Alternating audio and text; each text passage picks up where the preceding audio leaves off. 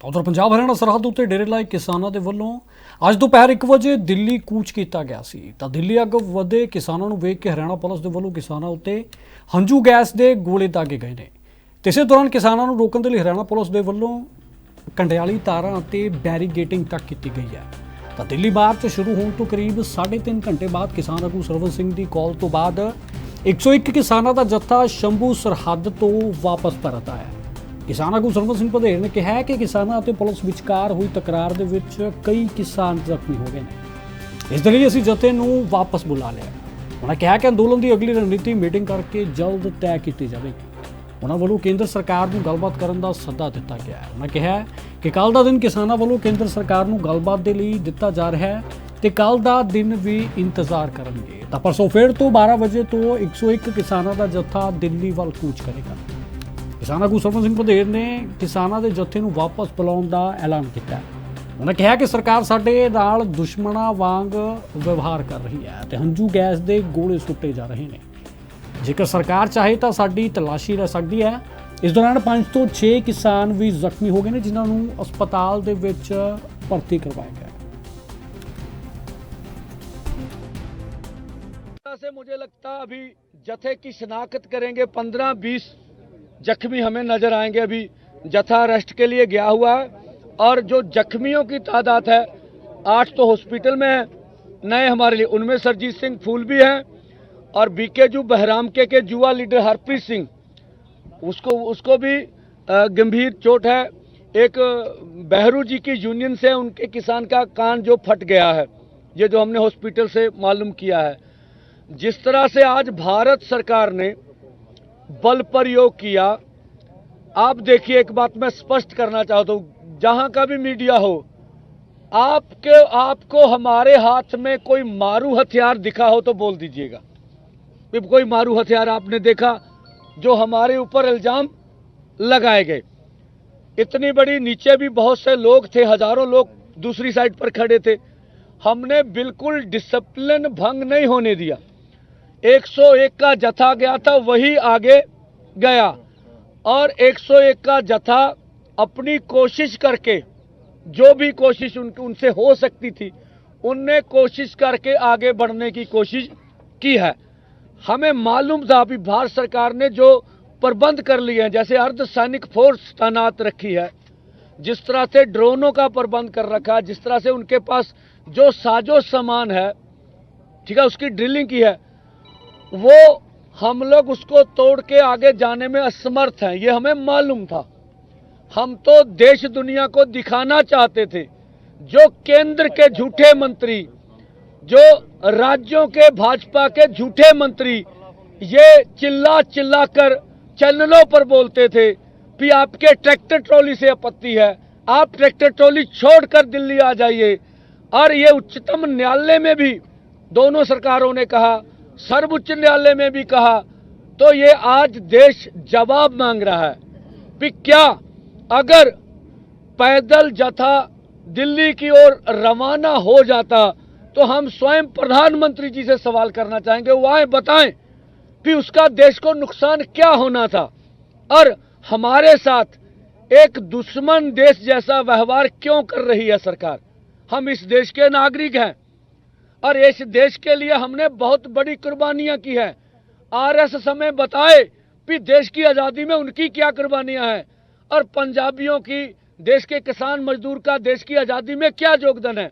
हमने केंद्रीय पूल में जब देश के नेता बाहर से अनाज के लिए भीख मांगने जाते थे, तो इस पंजाबियों ने, हरियाणा ने, हरे इनकलाब जो यहाँ लाया गया, इतना अनाज उगाया, देश को आत्मनिर्भर कर दिया, उसकी सजा मिल रही हमें, इसलिए हमारे साथ ऐसा किया जा रहा।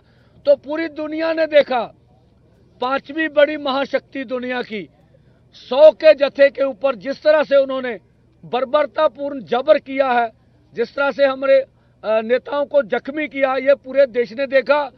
हमने कल भी कहा था, आज भी कह रहे हैं, ये नैतिक तौर पर किसान आंदोलन दिल्ली 2 की जीत है। अब मोदी जी कोई भी, उनके पास दलील नहीं है, अपील नहीं है कि हमें पीसफुली आगे बढ़ने से क्यों रोका जा रहा है, क्या कारण है उनके। दूसरा, जो फोरमों ने निर्णय लिया है, जिस तरह से हमारे आदमी जख्मी हुए हैं और जो वार्ता के लिए उधर से हमें बोला गया था, हमारी बात सुन लीजिए।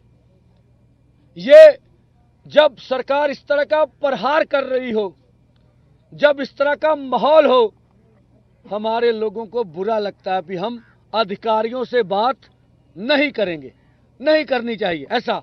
फिर भी हमने संयम रखा और जब उन्होंने कहा हम बात करना चाहते हैं, हम देश दुनिया को बताने के लिए कि हम बातचीत से कभी भागने वाले नहीं, आप हमारे ऊपर जुल्म करिए, फिर भी हम बातचीत का रास्ता खोल के रखे हुए। हम वार्ता के लिए गए। वो बोले आप बताइए क्या प्रस्ताव है। मैंने बोला या तो आपको कोई डर है, आप जत्थे को चेक कर लीजिए सर से पांव तक, कोई आपको आश्वासन लेना है लीडरशिप की दोनों मोर्चे की, वो आश्वासन ले लीजिए, तो हमें आगे बढ़ने दीजिए। इसका सुखद हल ये है, या फिर केंद्र सरकार वार्ता करे हमारे साथ। दूसरा इसका हल ये है, उन्होंने बताया आपकी कोई कंडीशन है, कौन से लोग मीटिंग में बैठेंगे। हमने कहा केंद्र के मंत्री होने चाहिए। अगर कृषि मंत्री होंगे तो उनका ये काम है, उनका ये कार्यालय है, उनका ये विषय है, वो बैठे, आगे सरकार तय कर ले भी और कौन से अधिकारी बैठाएंगे। उन्होंने यह कहा कि आपका प्रस्ताव सरकार के पास चला गया। वो लगभग फोन खोलकर ही बात करते हैं, हमें पता सरकार के इंस्ट्रूमेंट जो हम बात करते हैं ऊपर दिल्ली तक जा रही होती है। उन्होंने कहा आप एक बार हमें मांग पत्र दे दीजिए। मांग पत्र तो दिए, फिर भी हमने कहा आपके एसपी को व्हाट्सएप के ऊपर हम अपना मांग पत्र भेज देंगे। एक तो ये देखते हुए जत्था जख्मी हो गया है, यहाँ पर मैं भी गया हूँ, आपके आंखों में भी जलन हो रही होगी। आप लोगों ने जिस तरह से सहयोग किया, जिस तरह से साथ हमारे रहे, इसके लिए दोनों फोरम आपका धन्यवाद करते हैं। आपने भी जान जोखिम में डाल के किसानों को कवरेज किया और वो सब हम लोग कवर कर लें। और ये कल का जत्था इसलिए रोका जा रहा है, अब ये कल का जत्था परसों जाएगा, ठीक है जी। ये क्यों परसों कर दिया गया? एक तो जो उन्होंने कहा है कि हम वार्ता के लिए तैयार हैं, कल का दिन हम देख लेते हैं। अगर वो बातचीत करना चाहते हैं, उनको समय मिल जाएगा, पता चलेगा। अब केंद्र ने वार्ता करनी है या नहीं करनी है, यह उनका अपना आजाद निर्णय होगा। हम चाहते वार्ता हो। दूसरा, जितने जख्मी हो गए हैं उनको हमने कवर कर लेना है।